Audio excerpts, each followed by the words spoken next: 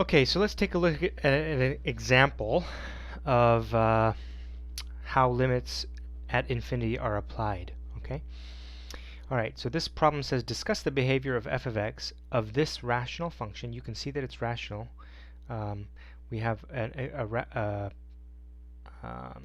polynomial over a polynomial, and it says discuss the behavior of this function near its asymptotes. Okay. So first of all, we have to find the asymptotes and hence deduce the equations of those asymptotes. Okay.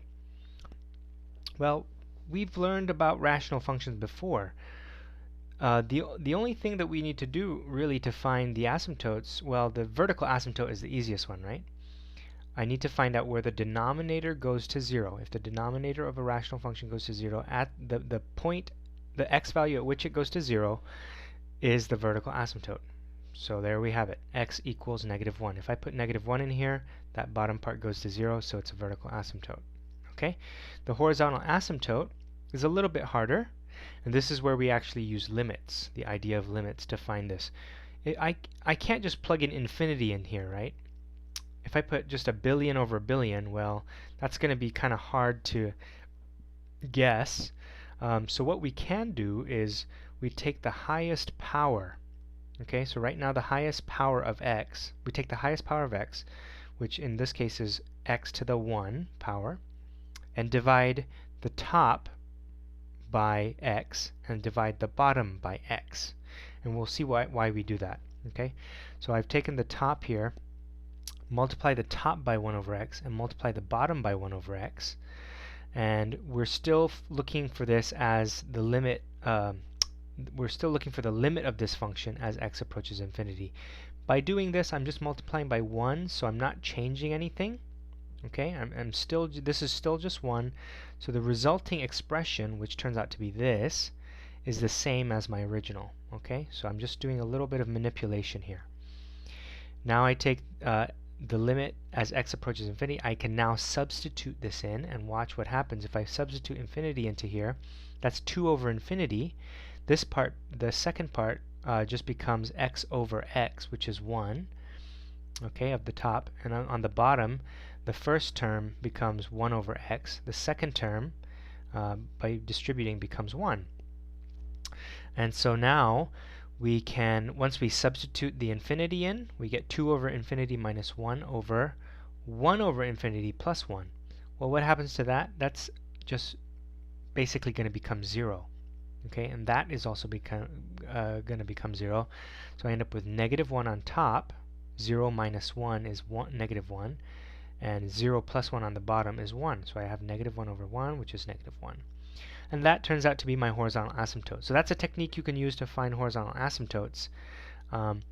Rewrite the expression, or the function, so that when I input infinity, those will cancel. Okay, so the horizontal asymptote as I approach as I approach infinity, positive infinity, will be -1. So my answer would actually be y equals -1. That would be my horizontal asymptote. Okay, and you can check that by graphing it on your calculator. You could find the x-intercepts or the zeros algebraically. How would I do that? Well, it's wherever the top, if I can make the top go to 0 at a certain value, that x value will result in the y value being 0. Hence the name x-intercept or 0. So if I put a 2 in here, then this top part goes to 0. So the y value will result in 0. So 2, 0 is my x-intercept. And the y-intercepts I find by just finding entering 0, right? Y-intercept means where the graph crosses my vertical axis. Okay, here's y, where it crosses the y-axis. So if I can find out where, I know by definition that the x must be 0. The y-intercept is where the x value is 0, so I put 0 in here, and I get 2 minus 0 over 1 plus 0, so which ends up being 2. Okay, so I have 2. And so my y-intercept is 0, 2. That would be 0, 2. That would be 2, 0. Okay, so I could sketch this graph algebraically. Okay. And then obviously once I've seen the graph, you can see that as I get closer and closer to my vertical asymptote here, which I've graphed, you can see that it's going to go closer and closer to infinity. It's going to go up. And as I come in this way, so you might have to do some test points on this side. Okay, I just drew this in for convenience sake, but if you do this on your calculator, you'll see that the graph does indeed look like this. And as x gets closer to -1 from the left, you're going to see it go down to -infinity. Okay, and as x gets closer to infinity, as I start inputting large values of x, and I move my pointer to where the graph is, you'll see that the y value will keep getting closer and closer and closer to -1. So we say the limit as x approaches f of x, the limit as f of x approaches, the limit of f of x as x approaches infinity is -1, and likewise the limit of f of x as x approaches -infinity is -1. You see the same thing happening over here. Okay? Alright, the next example is find, if possible, the limit of this function. Okay, 3 minus e to the minus x as x approaches -infinity, and the limit of 3 minus e to the minus x as x approaches infinity. So let's just start with this one first. What is the limit as x approaches -infinity of 3 minus e to the minus x? Let's rewrite this, because if I just start plugging in numbers, I'm going to have a hard time seeing what's happening. Okay, so this is the same thing as saying the limit as x approaches -infinity of, let's go ahead and get rid of that negative power. See what happens. 3 minus 1 over e to the x, right? E to the power of a negative exponent is the same as 1 over e to that positive exponent. Okay, now let's see, can I plug in a negative? Okay, well, what's going to happen if I put in a negative in here? Okay, if I put in a negative number, sorry, a large negative number, what I'm going to get is, actually, sorry, let me back up here. Okay, let me back up here a bit. What I'm going to get here is, if I go ahead and substitute this in, I'll get 3 minus 1 over e to the minus infinity. Okay, so again, you see that this is minus infinity, so let's just change that again. So I probably shouldn't have done that earlier, but this becomes 3 minus e to the infinity. Okay, I can move it back to the top. And what is e to the infinity? Well, that's a constant, isn't it? That's like 2 or 3. 3 to the power of infinity is a really big number, right? So 3 to the e to the power of a really big number is a massive number. Okay, this is 3 minus a big number. Okay, what's 3 minus a really big number? What's 3 minus a billion?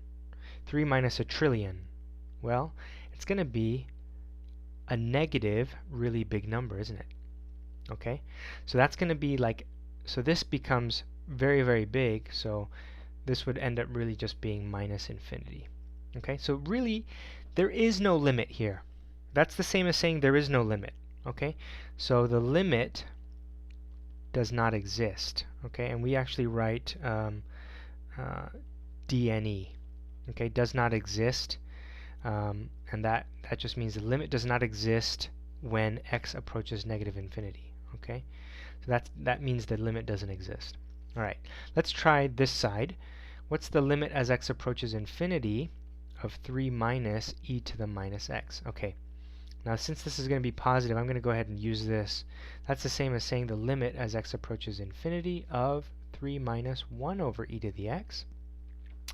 Now let's substitute the infinity part in, okay, so that I can make more sense of it. This becomes 3 minus 1 over e to the infinity. Okay, well, what's this? What is 1 over a really big number? We said 1 over a big number is a really small number, right? okay, very small. So that, if it gets infinitely small, it's going to approach 0. That's going to approach 0. So that's going to be 3, okay? So the limit of this side, as x approaches infinity, of this function is going to be 3. And you can verify this on your graph. If you were to graph this on your calculator, you would end up with 3 being a horizontal asymptote here. Okay, and the y-intercept would be at 2, and you would see some graph look like this. Okay, and this is what the graph of this would look like. And that kind of makes sense, because you'd see a vertical shift of 3 and a reflection of E, right? Okay.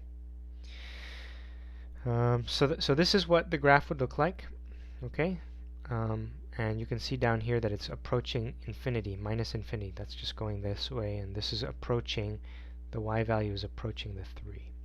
All right.